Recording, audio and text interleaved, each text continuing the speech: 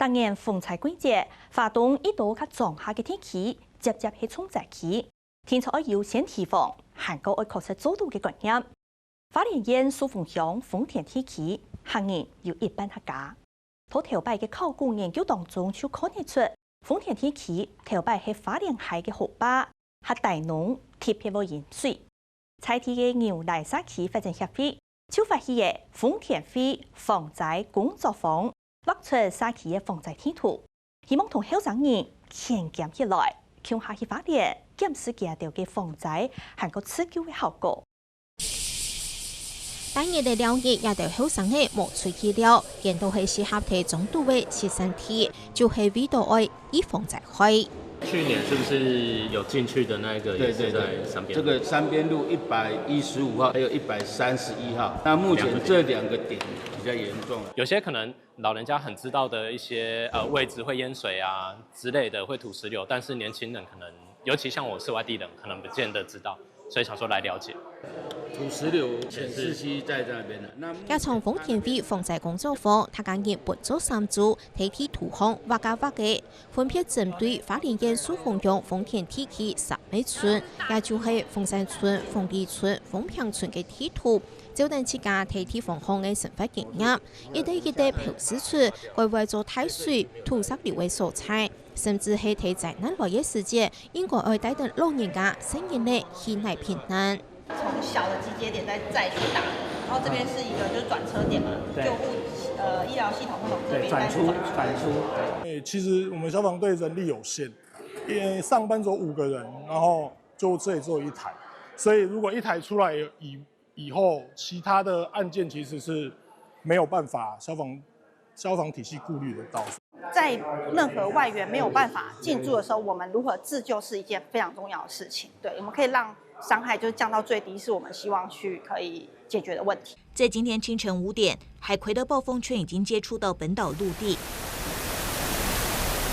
2023年海葵風災來，豐田地區遭太水，採地嘅後生氣自動出來挺救災，屯老人家挺出嚟家園。過程當中，沙橋業無生意出傷，面臨數據嘅天花打唔得，救護車因為遭太水無法拖臨時入去救人嘅情形。嗰所睇地方項安東人嘅牛奶沙區交流協會，能為發通豐田會防災工作坊，希望是合後生嘅力量，向下鎮付出持久嘅地方養樂。是有一些比較低洼的地區有行動不便的老人家，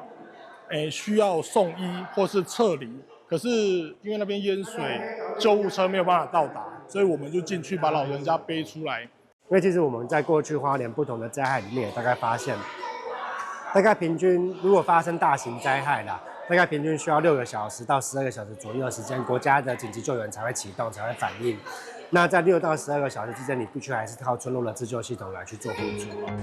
完全無關鍵聽數為6到12點鐘，安用嘅持久就係關鍵。來到嘅下邊做太水嘅等厲害嘅素材，連種講到嘅下邊在開發生嘅時間無人來救，問題更加不了。淹水就係船橋嘅問題，因為啲個溪口個位下來有一條太船水動態，所以來到呢橋位西條，可能它有切到。忠孝街那一條，還有中心街這一條，就好像那個大河泛濫了，可以泛舟了。中間街巷嘅人家甚至睇陸下作為3米防水插門，就係淹水淹到驚嘅。前面也圍一個木板，這邊也圍一個木板，也是一樣用中間的方式，我們就用那個帆布袋兩邊這樣子用，就這樣子擋水。照統計，花蓮縣蘇鳳鄉193件上65歲嘅人口比例超過24%，嗰個貴嘅花蓮縣嘅20.65%。喺講災難來嘅時節，安用嘅有效整合人力，屯老人家騰出嚟。防災工作天出愛先做好準備，能做得更大傷害。因為相對的，在鄉下，這個年輕人外流的嚴重，都是一些老人家，能夠幫上我的真的不多。未來如果說遇到這些災難的時候呢，可以出來協助我們。牛里社區發展協會，還有在辦理這個防災訓練，它有分組的工作，有這些年輕人的投入協助，對地方上的防災工作一定會更方便、更順利。障碍都會後生嘅提高防災意識，喺防災季節之前就先做好各種準備。这个是酒精，然后像这个包扎用的三角巾、保暖的睡袋，还有像手电筒。这个是口哨，还有打火机、毛巾。